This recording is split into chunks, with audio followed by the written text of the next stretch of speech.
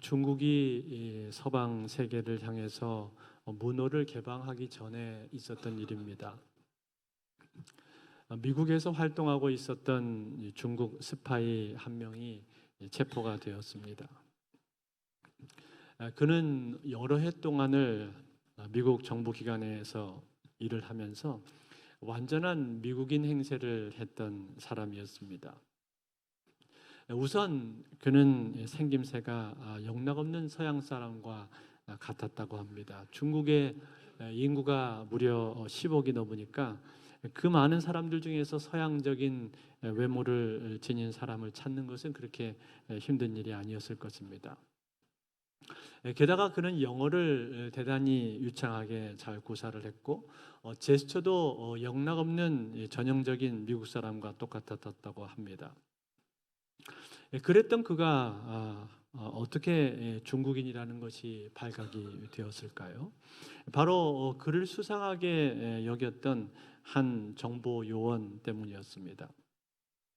이 정보 요원은 유럽 여행 중인 그를 추적을 하면서 일종의 테스트를 했는데, 이 테스트라는 것은 무엇이냐면 시내버스에서 그 사람 뒤에서 휘파람으로 미국 국가를 부르는 것이었습니다.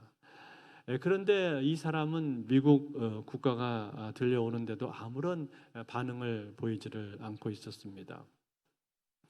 미국은 세계 여러 나라에서 몰려온 사람들이 함께 사는 나라이기 때문에 미국에 살면서도 미국인들이 정작 자신을 미국인이라고 느낄 수 있는 그런 기회가 흔치가 않다고 합니다. 그런데 미국 사람들이 자신을 미국인으로 가슴 깊이 느끼게 되는 순간이 있는데, 그것은 바로 크리스마스나 연말 연시와 같은 때 식구들이 다 함께 텔레비전 앞에 앉아서 미식 축구를 보면서 즐길 때입니다. 그때 미식 축구가 시작되기 전에 함께 미국 국가를 부르는 그런 순간이 있는데, 그 순간에 이 미국 사람들은 자신이 미국인이다라고 그렇게 느낀다고 합니다. 그런데 지금 이 사람은 미국 국가를 듣고서도 아무런 반응을 보이지를 않은 것입니다. 그래서 그 뒤로는 이 중국 국가를 휘바람으로 나지막하게 불러봤는데, 이 사람이 무심결에 발로 장단을 맞추면서 고개를 끄덕끄덕 한다는 거예요. 그걸 봤을 때 이 사람이 중국 스파이다라는 사실을 알게 되었고 그로 인해서 체포가 되었다라는 이야기입니다. 여러분, 이 사람은 스스로를 완전한 미국인으로 가장을 했지만 그의 혈관 속에서는 중국인의 피가 흐르고 있었습니다. 또 중국인의 리듬도 그에게는 남아 있었던 것이죠. 미국인처럼 행동하고 미국인처럼 꾸몄지만, 그러나 그가 미국인이 될 수 없었던 가장 근본적인 이유는 바로 그가 미국인으로 태어나지를 않았다는 것입니다. 미국인으로 태어나지 않았기 때문에 그가 미국인이 아니었던 것입니다. 여러분, 우리가 그리스도인이 되는 것도 역시 마찬가지입니다. 많은 사람들이 모방에 의해서 그리스도인이 될 수 있다고 생각을 합니다.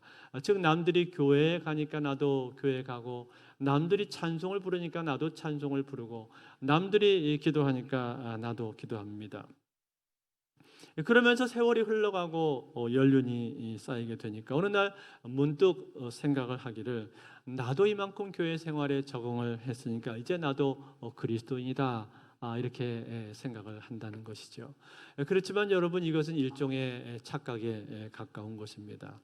그런 사람들은 그리스도인이 되는 것을 모방은 하고 있지만 아직 완전한 그리스도인이 된 것은 아닙니다. 왜 그렇습니까? 왜냐하면 성경은 우리에게 영적으로 거듭나야 한다고 말씀하고 있기 때문에 그렇습니다. 즉, 정말로 영적으로 거듭나는 일이 없다면 우리는 엄밀한 의미에서 보자면 교회 생활에 무난히 적응을 하고 있는 것이지 아직 그리스도인이 된 것은 아니라는 이야기입니다. 여러분, 이것은 참 놀라운 사실입니다. 즉, 겉으로 볼 때는 누가 봐도 그리스도인처럼 보일 수가 있지만, 그러나 속 사람은 그리스도의 생명과는 전혀 무관한 사람이 있을 수가 있다라는 거예요. 그러면서도 교회당 안에 얼마든지 앉아 있을 수가 있는 것입니다. 여러분, 오늘 사도 바울은 누가 진정한 유대인인가 하는 이 중대한 문제를 다루고 있습니다. 그러면서 오늘 본문 28절과 29절에서 이렇게 말을 해줍니다. 무릇 표면적 유대인이 아니요 표면적 육신의 할례가 아니니라. 오직 이면적 유대인이며 할례는 마음에 할지니 영에 있고 율법 조문에 있지 아니한 것이라. 그 칭찬이 사람에게서가 아니요 다만 하나님에게서니라. 자, 표면적 유대인이 아니고 이면적 유대인이라고 말을 했습니다. 여기 나오는 표면적 유대인과 이면적 유대인이 뭘 말하는 겁니까?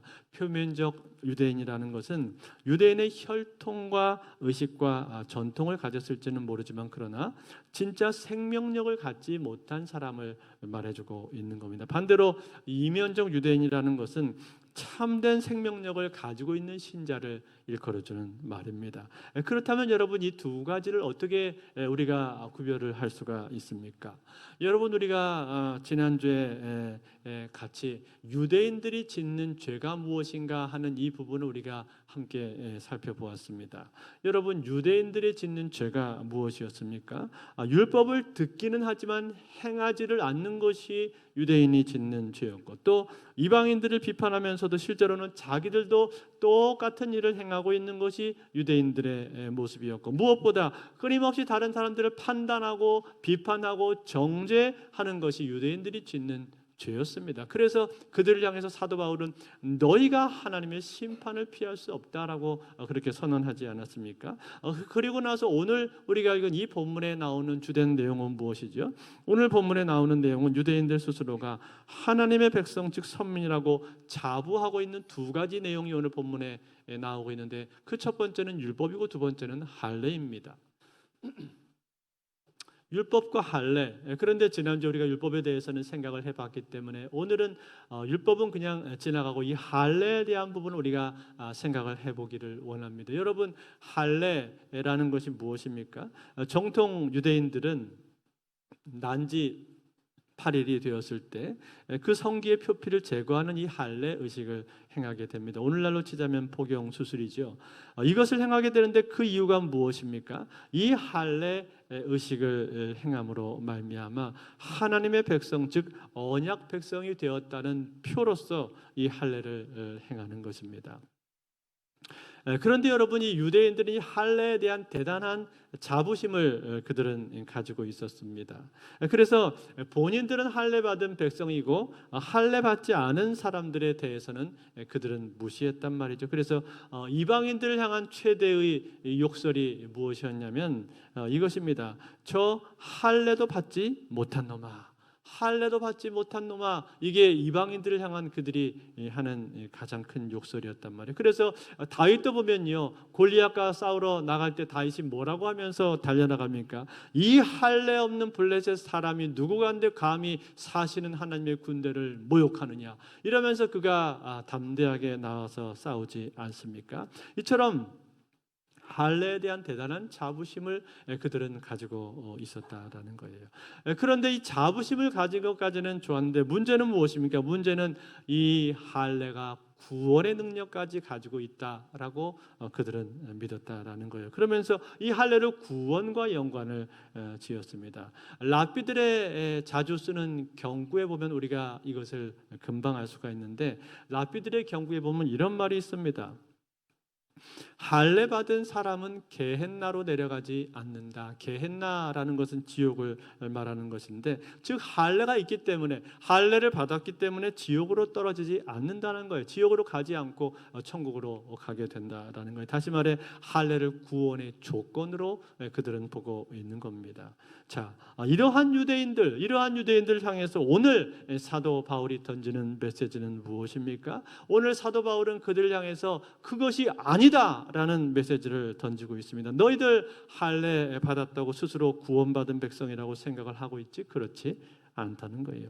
율법을 가지고 있다고 해서 구원을 받는 것이 아닌 것처럼 할례를 받았다고 해서 구원받는 것이 아니다라는 거예요. 율법도 반드시 순종을 전제로 하고 있듯이 할례도 역시 순종을 전제로 하고 있다는 거예요. 즉 행함이 있어야 된다는 겁니다. 아무런 행함이 없는데 단지 율법을 가지고 있거나 할례를 받았다고 해서 그것이 구원을 보장해 주지는 않는다라는 거예요. 다시 말해 이 할례는 무슨 부적이나 마법 의식과 같은 것이 아니라는 겁니다. 할례 받았다고 해서 자동적으로 구원받는다고 생각하는 것은 마치 미신적인 생각에 불과하다는. 그래서 오늘 25절에 보면 25절에 이렇게 우리에게 말씀을 해주고 있는 겁니다.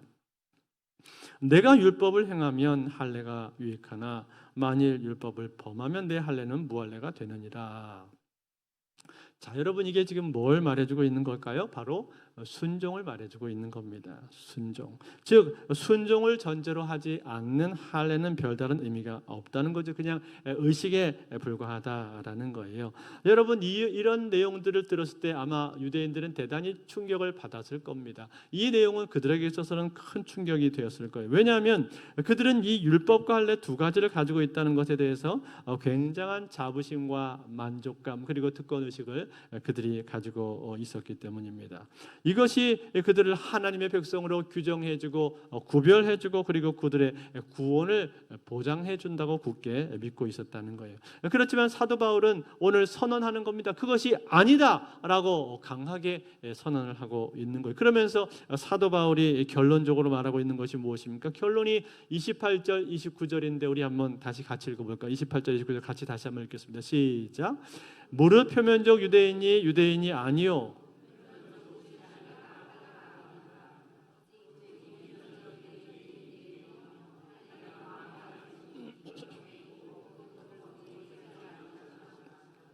그 칭찬이 사람에서가 아니요 다만 하나님에게서니라. 아멘. 표면적 유대인이 유대인이 아니라 이면적 유대인이 유대인이다.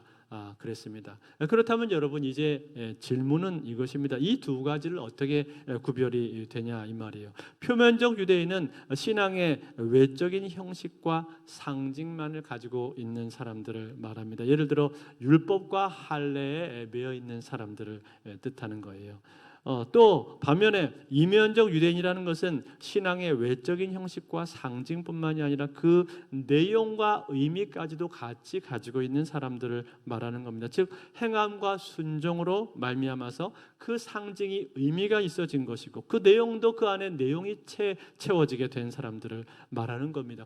그렇다면 여러분 그 내용이라는 게 뭡니까? 그 내용은 바로 복음입니다. 복음, 율법이 아니라 복음이 그 내용인 것이고 복음의 핵심은 누구입니까? 바로 예수 그리스도십니다. 예수 그리스도의 생명이 내 안에 있느냐 그렇지 않느냐 여기에 따라서 표면적 신앙이 될 수도 있는 것이고 실제로 살아있는 그러한 이면적인 신앙이 될 수도 있다라는 거예요. 그러므로 여러분 오늘 저와 여러분들은 어떤 사람입니까? 그리스도인들은 어떤 사람입니까? 그리스도인들은 거듭난 사람이 되어야 되는 줄로 믿습니다.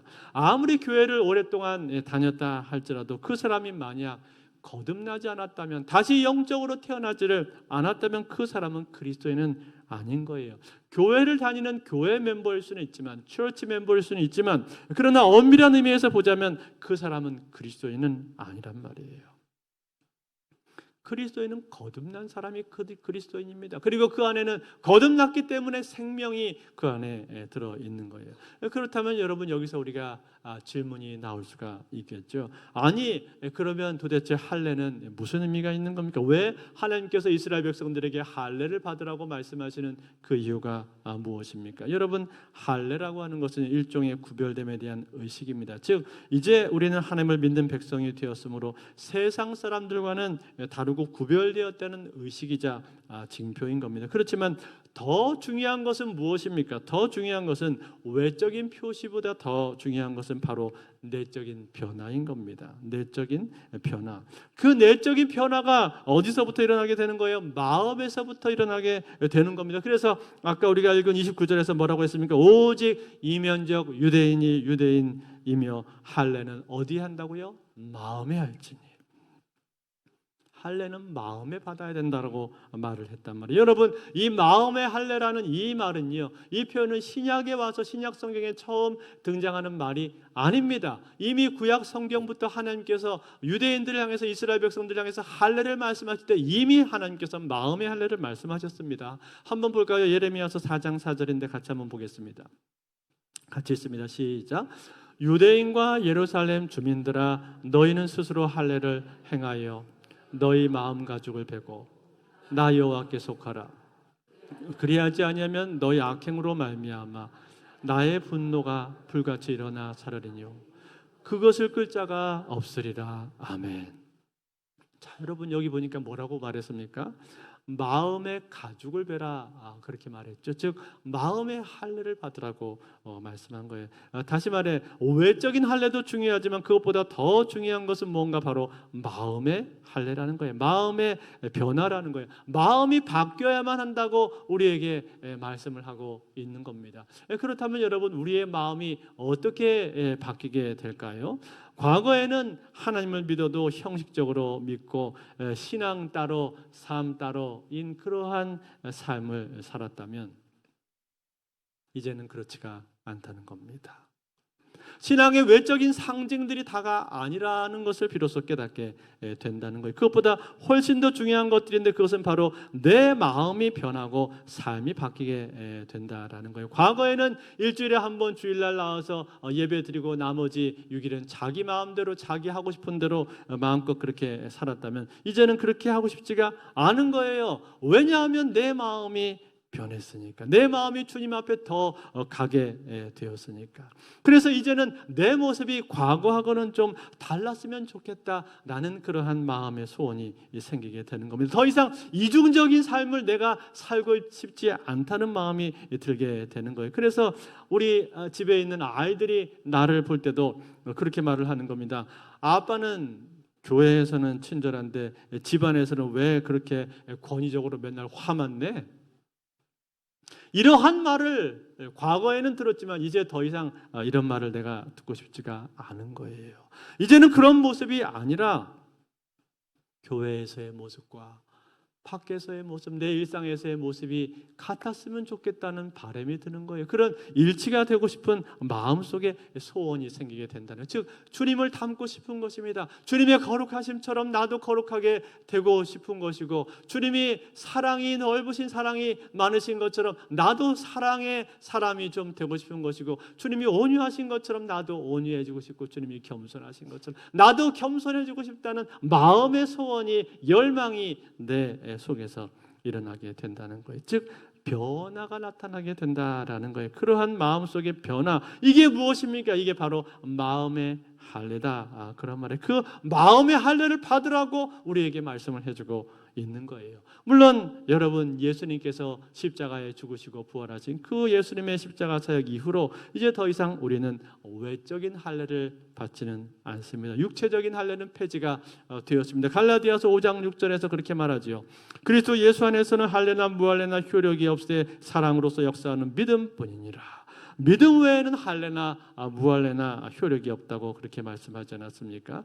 그러나 육체의 할례는 폐지가 되었지만 마음의 할례는 그렇지가 않은 거예요. 마음의 할례는 오늘까지도 계속해서 이어지는데, 그 마음의 할례가 이어져서 그 후로 더욱더 확증된 것이 무엇입니까? 그게 바로 세례 아닙니까? 세례.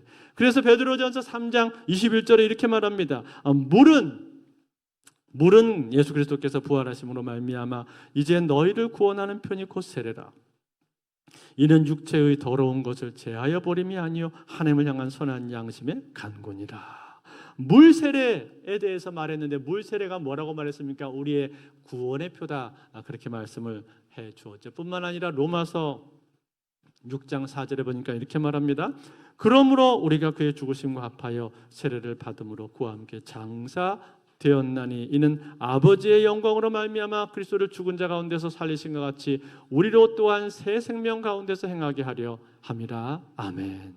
자, 여기 나오는 것처럼 이 세례의 의미가 무엇입니까? 세례는 그리스도와 함께 내가 죽는 것이고, 그리고 그리스도와 함께 내가 다시 살아나는 것입니다. 예수 그리스도의 십자가와 함께 나도 죽는 것이고, 그리고 예수님이 부활하실 때 나도 다시 살아나는 이 신앙의 고백이 바로 세례 아닙니까? 그러니까 이제는 더 이상 이전의 내가 아닌 거예요. 내 생명은 내 것이 아니라 바로 그리스도의 것입니다. 왜냐하면 그리스도께서 나를 위해서 죽으셨으니까. 그리스도께서 나를 대신해서 죽으시고 나를 핏값을 주고 사셨잖아요. 내 생명을 구하지 않으셨습니까? 내 생명을 구원하셨기 때문에 이제 더 이상 나는 내 것이 아니라 주님의 것이라는 거예요. 이게 바로 세례의 고백인 겁니다. 때문에 여러분, 이 세례의 고백을 하고 있는 사람들은요, 오늘 사도 바울이 그의 인생 가운데 고백하는 이 고백도 동일하게 우리의 고백이 되어야 되는 겁니다. 갈라디아서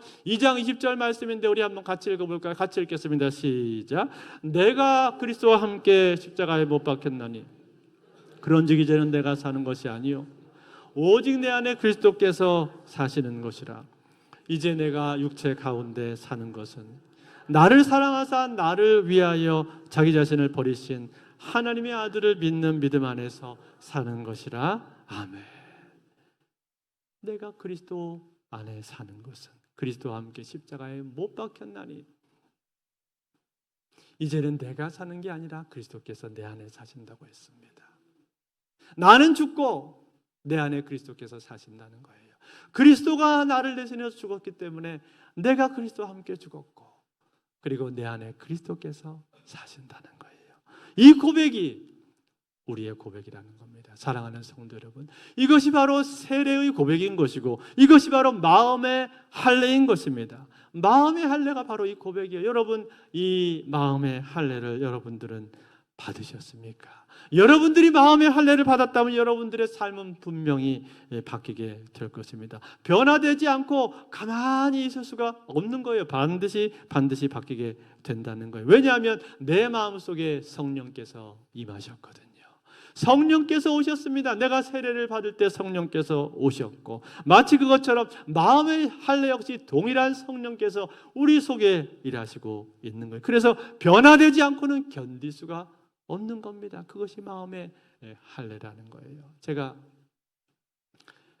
토요일 날 아침이 되면은 토요일 아침마다 우리 목자들과 같이 목장 모임을 하게 되는데, 목자들하고 같이 모임을 할 때마다 참 은혜를 많이 받습니다. 한 번은 어떤 장로님이 그러시더라고요. 자기는 과거에는 그렇지 않았는데 지금은 자꾸만 변화가 되는 자기 자신을 느낀다는 거예요. 옛날에는 집에 와서도 작은 일에도 화를 잘 내고 그렇게 했었는데, 그래서 금방 긴장 상태가 만들어지고 그렇게 했는데, 그런데 언제부터는 이제 아이들한테도 화를 잘 안 낸다는 거예요. 화가 나는 일이 있어도 꾹 참고 정 안 되겠으면 밖에 잠깐 나갔다가 들어온다는 거예요. 그러니까 아이들이 언젠가부터 아빠가 바뀌었어, 아빠가 변한 것 같아, 그런 말들을 한다는 겁니다. 또 직장에서도 이분의 삶이 바뀌니까, 그리스도인처럼 모습이 바뀌게 되니까 그 모습을 보고 자꾸만 사람들이 물어본다는 거예요. 오늘은 교회 안 가요? 교회에서는 뭐 하는 거예요? 식사할 때도 밥 먹고 있으면 왜 기도 안 하고 밥 먹냐고 물어본대요. 기도했어. 그렇게 이제 대답을 한다고 그런 얘기를 들었는데, 이렇게 계속해서 변화가 되는 자기 자신을 느끼게 된다는 이야기를 들었습니다. 여러분, 이 변화는 누가 행하시는 겁니까? 이 변화는 성령께서 행하고 계신 것입니다. 성령께서 그분의 마음 가운데 일하시고 역사하셔서 그분으로 말미암아 변화되는 삶이 나타나게 만들고 계시다는 거예요. 이게 지금 마음의 할례인 것입니다. 사랑하는 성도 여러분, 여러분들 어떻습니까? 여러분들의 삶은 변화되고 있습니까? 예수를 믿고 나서 여러분들의 삶이 계속해서 변화되고 있습니까? 여러분의 삶 속에서 변화가 찾아오게 된다면 그것은 내 삶의 여러 부분에서, 많은 부분에서 변화들이 나타나게 될 겁니다. 제가 운전을 하다 보면요, 간혹 가다가 그 자동차 뒤에 이 물고기 모양이 그려진 차가 있잖아요. 물고기 모양이 뭡니까? 익투스라 그래가지고 그리스도인을 표현하는 거거든요. 그래서 그런 차들을 보게 되는데, 그런데 간혹가다 그 물고기 그림이 붙여진 차들 중에 난폭 운전을 하는 차들이 있어요. 또 갑자기 그냥 깜빡이도 켜지 않고 확 들어오는 그런 차도 있습니다. 그러면 깜짝 놀라잖아요. 그런데 이렇게 가만히 보니까 거기에 물고기가 이렇게 붙여 있단 말이에요. 그러면 여러분 참 마음이 좀 그렇습니다. 여러분 그런 차를 도대체 어떻게 해야 되겠습니까? 차라리 저렇게 운전할 바에야 물고기를 차라리 붙이지를 말든가, 이제 그런 마음의 생각이 든단 말이죠. 그렇다고 해서 일부러 난폭 운전하기 위해서 물고기 표를 안 붙이고 난폭 운전하면 더 그거는 안 좋은 거겠지만, 중요한 것은 무엇인가? 중요한 것은 우리의 신앙 가운데 어떤 신앙의 상징이 있다면 그 상징이 중요한 것이 아니라 상징보다는 그 내용이 훨씬 더 중요하다는 거예요. 물고기 표나 십자가나 이런 것보다 더 중요한 것은 그 내용이 중요하고 삶의 모습이 중요하다는 거예요. 그 내용 안에 복음이 있고 사랑이 있고 그리고 인내가 있고 희생이 있고 섬김이 있다면 그게 더 중요한 거예요. 변화가 나타나야 된다라고 말하는 거예요. 그런데 신앙생활을 오래 하는데도 불구하고 삶 가운데 전혀 변화가 나타나지를 않는다면, 아무런 변화가 보이는 것 같지가 않다면 나는 과연 거듭난 그리스도인인가? 나는 마음의 할례를 받은 사람인가? 여러분, 우리는 스스로 돌아봐야 할 줄로 믿습니다. 내가 마음의 할례를 받았다면 여러분, 그것은요 나의 운전 습관에도 변화가 나타나게 될 것이고 나의 언어 습관에도 변화가 나타나게 될 것입니다. 내 입에서 나가는 말들이 이 상스러운 말, 또 사나운 말, 욕설, 남을 깎아내리고 비판하는 말, 짜증내는 말, 그런 불평불만, 그런 말들이 내 입에서 나가는 것이 아니라 내 입에서 나가는 말들이 감사의 말, 기뻐하는 말, 칭찬하는 말, 축복의 말, 이런 말들이 내 입에서 나가게 된단 말이죠. 뿐만 아니라 내 가정에서의 삶 가운데도 변화가 나타나게 되는 거예요. 이전에는 집에 오면 그냥 벌러덩 편하다고 누워만 있기만 했다면 이제는 어떻게 하면 내가 내 가족들을 더 잘 섬길 수가 있을 것인가? 어떻게 하면 우리 가정 분위기를 좀 좋은 분위기로 내가 만들 수가 있을 것인가? 이런 생각을 하면서 스스로 헌신하고 스스로 또 희생한단 말이에요. 그것이 삶으로 나타나게 될 때 마음의 할례가 이루어지고 있는 거예요. 그 한 사람의 변화로 말미암아 가정 안에는 기쁨과 은혜가 흘러가게 되는 겁니다. 사랑하는 성도 여러분, 이것이 바로 마음의 할례인 거예요. 그러므로 사랑하는 성도 여러분, 오늘 저와 여러분들은 예수님을 믿으면서 이 마음의 할례를 받으셨습니까? 그렇다면 그 마음의 할례 받은 것은 날마다 내 삶 가운데 변화로 나타나야 될 줄로 믿습니다. 그래서 내 언어의 습관이 바뀌고 내 운전의 습관이 바뀌고 내 일상의 모든 생활이 바뀌게 되는 거예요. 그로 말미암아 내 가정이 변하고 직장이 변하고 학교가 변하고 나의 삶의 모든 부분들이 변화되게 되는 그런 놀라운 역사가 나타나게 되시기를, 그러한 진정한 마음의 할례를 받으시는 저와 여러분들의 복된 삶이 다 되실 수 있기를 우리 주 예수 그리스도 이름으로 축원드립니다.